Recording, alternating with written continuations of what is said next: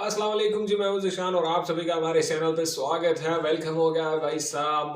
पाकिस्तान का मुकाबला ऑस्ट्रेलिया, पाकिस्तान को जनाब 79 रन से शिकस्त का सामना करना पड़ा है ऑस्ट्रेलिया के खिलाफ मेलबर्न के मैदान में। पाकिस्तान की टीम को एक बुरी तो नहीं कह सकते, एक शिकस्त का सामना हुआ है जो कि पाकिस्तान ने एक फाइट के बाद जो है वो इस मैच को हारा है। हम ये नहीं कह सकते कि वन साइडेड गेम था या जिस तरह इंडिया को एक इनिंग और 32 रन से शिकस्त हुई है उस तरह की गेम थी, बल्कि ये गेम ऐसा था कि बहुत सारे मौकों पे लग रहा था कि पाकिस्तान ही ये मैच जो है वो ले जाएगा। बल्कि मैं तो एक सेंस में ये भी कहूंगा, क्योंकि टिपिकल पाकिस्तानी फैंस जो हैं वो मेरी तरह यही कहेंगे कि भाई मैच जो हमने उनको प्लेट में रख के दे दिया, जीता हुआ मैच हम हारे हैं। और इस बात में कोई शक नहीं है, मैच हमारा था और हम इसको हारे हैं। ऑस्ट्रेलिया जीता नहीं है, हम हारे हैं भाई। हमने ये मैच उनको दिया है। जनाब प्रोफेसर मोहम्मद हफीज जो कि टीम डायरेक्टर भी हैं पाकिस्तान के, इन्होंने प्रेस कॉन्फ्रेंस किया उसके बाद और उनसे बड़े सवालात भी हुए सख्त किस्म के, लेकिन हफीज ने जो पॉइंट ऑफ व्यू रखा और जो सख्त किस्म के जवाब दिए हैं उसके क्या ही कहने हैं उस बात के। जी प्रोफेसर से कहा गया कि आप क्या लगता है कि क्या वजह बनी आपकी हार की इस मैच में। तो प्रोफेसर ने जनाब सीधा सीधा जवाब दिया। उन्होंने कहा है जी जो टेक्नोलॉजी है वो एक शराब है। शराब मतलब इंडिया का हिंदी वर्ड है। तो मतलब उन्होंने कहा जी टेक्नोलॉजी कर्स है और ये आपको मैचेस जितवाती कम है, हरवाती ज्यादा है। मतलब वही चीज है जो कुछ डिसीजन पाकिस्तान के अगेंस्ट गए, जैसे रिजवान का आउट था, उस पे अभी तक सोशल मीडिया पे डिबेट हो रही है और उसके बारे में भी जो है ना हफीज ने काफी बात किया है कि ये क्या बात हुई कि जब थर्ड अंपायर को कंक्लूसिव नहीं मिल रहा एविडेंस तो वो उसी फैसले के साथ कंटिन्यू कर रहा है। मतलब इस बात का कोई सेंस नहीं है, फिर उसका फायदा नहीं है, टेक्नोलॉजी का क्या फायदा यूज करने का। और अंपायर्स कॉल पे भी हफीज ने काफी बहस की है।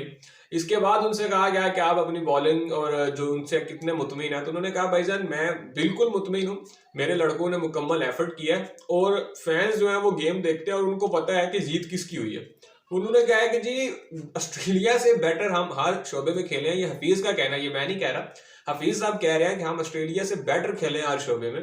और मैं भी कहूंगा, एग्री करूंगा हफीज की बात से कि वाकई पाकिस्तान बेटर खेला है ऑस्ट्रेलिया से एज अ क्वालिटी अगर आप बात करें, क्योंकि पाकिस्तान की जो क्वालिटी थी, जो अवेलेबल चीजें थी, उसके हिसाब से पाकिस्तान बहुत अच्छा खेला है। और ऑस्ट्रेलिया के पास तो world class batter, world class bowlers और होम कंडीशन सब कुछ ही था।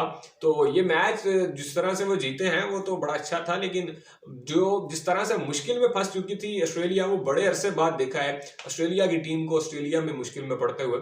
इसके बाद हफीज से बाबर आजम के बारे में भी सवाल हुआ कि आपको बाबर आजम के बारे में अब आपका क्या फ्यूचर प्लान है, आप उनको नेक्स्ट मैच में खिलाएंगे या नहीं। सवाल का कुछ सेंस बनता नहीं था खैर, लेकिन जनाब हफीज ने जवाब दिया कि आज बाबर ने अच्छी इनिंग खेली है। जब तक वो अंदर थे बैटिंग कर रहे थे तो हमें यही लग रहा था कि बाबर इज देयर, और बाबर पूरी तरह से वापस आ चुका है। और वाकई में इस बात में कोई शक नहीं है। बाबर आजम आज जब बैटिंग कर रहे थे, जिसने भी बाबर की आज इनिंग देखी है ना, उसको लग रहा होगा कि यार वो पुराना वाला बाबर जो है ना, उसकी वाइब आ रही थी। वो अटैकिंग शॉट्स और वो क्वालिटी किस्म की जो बैटिंग होती है ना बाबर आजम की, आज वो दिख रही थी। लेकिन अनफॉर्चुनेटली वो फिर से वही जो है वो फोर्थ स्टंप लाइन वाली बॉल वही बाबर आजम को खा गई। ये तकरीबन चौथी इनिंग में लगातार बाबर आजम सेम डिलीवरी पे आउट हुए हैं।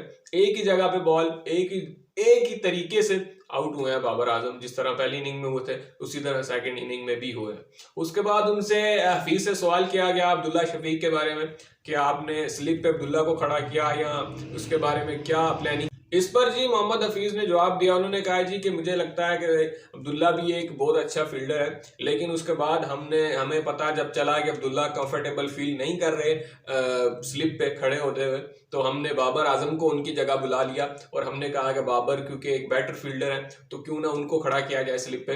तो हफीज साहब आपकी इस बात से एग्री नहीं करते जनाब। हम आपको मैं बताता चलूं कि पिछले काफी टाइम से, ऑलमोस्ट 3-4 साल से जो बाबर आजम है वही स्लिप में खड़े हो रहे हैं और अब्दुल्ला शफीक जो है वो शॉर्ट लेग पे खड़ा होता है। अब्दुल्ला शफीक का ये जगह ही नहीं है स्लिप पे खड़ा होना। तो मैं ये आपसे पूछना चाहता हूँ कि भाईजान ये जीनियस आइडिया था किसका कि अब्दुल्ला शफीक को स्लिप पे खड़ा किया जाए, क्योंकि उस बंदे को कैच पकड़ना आ ही नहीं रहा स्लिप पे। और उसने अभी पिछली सीरीज में इतना कमाल का शॉर्ट लेग पे कैच पकड़ा था जिसके इतने चर्चे हुए थे उस कैच के। और वो मतलब वो बंदा प्योर शॉर्ट लेग पे बहुत अच्छी फील्डिंग करता है। नो डाउट अब्दुल्ला बहुत कमाल का फील्डर है, ये उसे 1-2 कैचेस छूटे हैं, इसका मतलब ये नहीं है कि वो फील्डर बुरा है।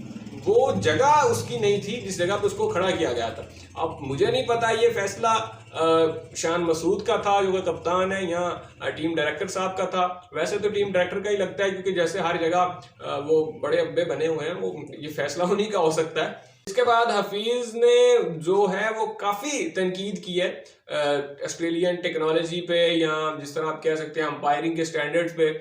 और अंपायरिंग या टू बी ऑनेस्ट वाकई में बुरी हुई है इस मैच में। ख़ास तौर पे काफ़ी बुरे बुरे डिसीजन दिए गए हैं। और वो अभी पैट कमिंस का जो आउट था उस पर भी अलग ही रोना चल रहा है। फॉक्स स्पोर्ट भी जो है वो काफ़ी पोस्टिंग कर रहा है इस चीज़ पे, और काफ़ी डिबेट चल रही है इस चीज़ पे भी कि वो कमिंस जो थे वो आउट थे या नहीं थे।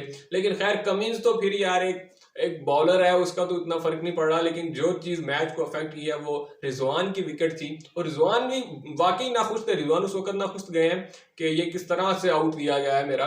और हालात तो अब खैर जो भी हैं, पाकिस्तान मैच हार चुका है और सीरीज जो है वो अब ऑस्ट्रेलिया 2-0 से जीत चुका है। तीसरा मैच जो है वो अब अगला सिडनी में खेला जाएगा। अब देखिए उसके बारे में क्या सूरत हाल है।